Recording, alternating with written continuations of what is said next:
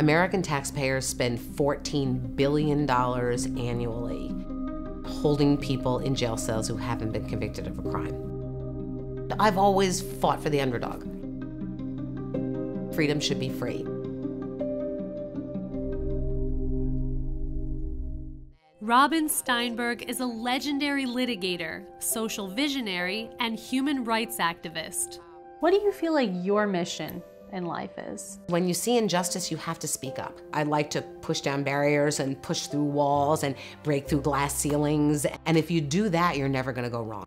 For Robin, that means leading a revolution to end the mass incarceration epidemic in the United States by transforming the money bail system. What bail has really done is create a two-tier system of justice, one for the rich and one for everybody else. On any given night, almost 500,000 men and women go to sleep in jail cells because they don't have enough money to pay their bail. The theory was if somebody gets arrested and you set bail, which is cash, in an amount that somebody could actually pay, it would give them an incentive to come back to court. And what bail instead has become is a very coercive lever to get people to plead guilty. Statistics show when a person is held in jail on a misdemeanor, 90% of the time they plead guilty, even when they may not be. When you hold people in jail cells who haven't been convicted of anything, right, you have taken the presumption of innocence and put a price tag on it. And it shouldn't have a price tag. If you're sitting in a jail cell and the only way out is to plead guilty to something because somebody offers you a deal and says, hey, take a plea, plead guilty tomorrow, we'll let you go home to your kid, we'll let you go home to your family, we'll let you go back to your job. So they plead guilty, whether they did it or not. In order to take on this big an issue, you need someone who is passionate, and you need someone who really has a vision of what needs to happen and a plan. And that's who Robin is. And that's who Robin has always been. Growing up in New York City during the 1960s, Robin was a natural-born activist who was deeply influenced by the civil rights movement. I was always the one raising the questions, asking hard questions. I protested on the steps of the public library for reproductive freedom. I took a bus late at night to a Vietnam demonstration in Washington, D.C. So I was always that person.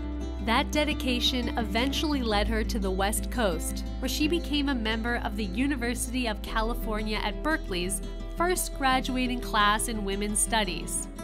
It's where people were pushing the envelope to really tackle some of our biggest social problems. And that sort of got me thinking about, well, I want to have impact and I want to have some power. And the way to do that is going to be to get a law degree.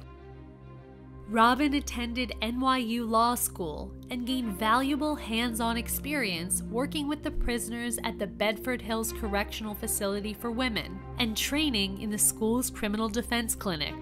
I think I walked into criminal court in Manhattan for the first time and I looked around and I thought, you can't see this, and turn away. For years, Robin worked tirelessly in the trenches as a New York City public defender, all while witnessing what she saw as the larger issue at hand, the inequities of the money bail system, not just for the incarcerated, but for all Americans. American taxpayers spend $14 billion annually holding people in jail cells who haven't been convicted of a crime. It breaks down to $40 million a day.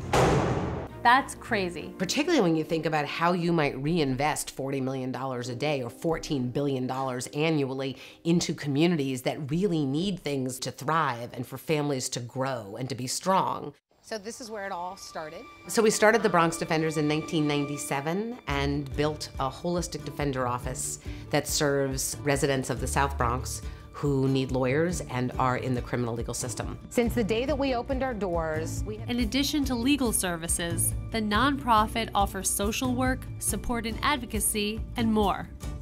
And why did you start in the Bronx? I have always been driven by the idea that you should go where the need is greatest and you should go where the history is most egregious, and it was abundantly clear that the Bronx was that community. But despite their success, no amount of free defense could cover the bail fees for her clients, stalling their efforts and leaving thousands of people stranded in jail cells for crimes they may not have committed. That's when Robin and her now husband David Feiga had a big idea. We should just create like a fund and we should just start bailing people out. So we had no idea if we used philanthropic dollars to pay somebody's bail and they didn't have a vested interest in those dollars, would they come back to court? We didn't know, but we decided it was worth the risk. So in 2007, Robin co-founded the Bronx Freedom Fund, a revolving fund that provides bail assistance to low-income residents of the Bronx. So the amazing thing about the revolving bail fund model that we started was if you pay bail and people come back to court, the money comes back at the end of the criminal case.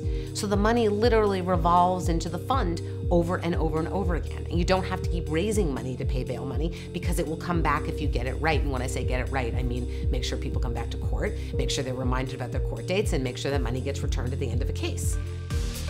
Beyond the successful model, the client results speak for themselves. 96% of her clients show up for their court date, 50% of cases are dismissed, and less than 2% have received a jail sentence at all.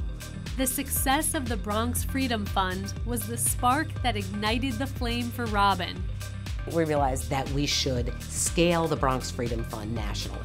That to only hold it in the South Bronx was great for our clients in the South Bronx, but that low-income communities across this country need bail assistance and they need to get out of those jail cells now. With incredible groundswell and momentum, and the support of heavy hitters like Michael Novogratz and Danny Glover, Robin set her sights even higher and launched the Bail Project in January 2018, the first national revolving bail fund. It's an unprecedented effort to attack mass incarceration at the front end before it begins by creating a massive force multiplier. $1 donated to the Bail Project can be used to pay bail for up to 15 people over the course of a 5-year period. If what we can do is enable somebody to be free while their cases are pending so that they can keep themselves and their families and their communities more stable, that is the victory that we look for. She also launched Still She Rises in Tulsa, Oklahoma in 2016, the first nonprofit public defender office dedicated exclusively to the representation of women, specifically mothers in the criminal legal system. I genuinely believe that my ability and privilege of doing the work I have done over the past 36 years and hopefully well into the future gives me back more than I've ever given it. I don't think I could possibly repay the privilege it's been to do the work I do. The change that you're hoping to see with the Bail Project and all these different initiatives, is this something that you think will come to fruition in your lifetime or my lifetime? What I really think is that if you're thinking about a problem that's going to be resolved in your lifetime, you're probably not thinking big enough. If this modern hero inspires you, please share, and don't forget to like and follow us. To learn more about the Bail Project, go to www.bailproject.org.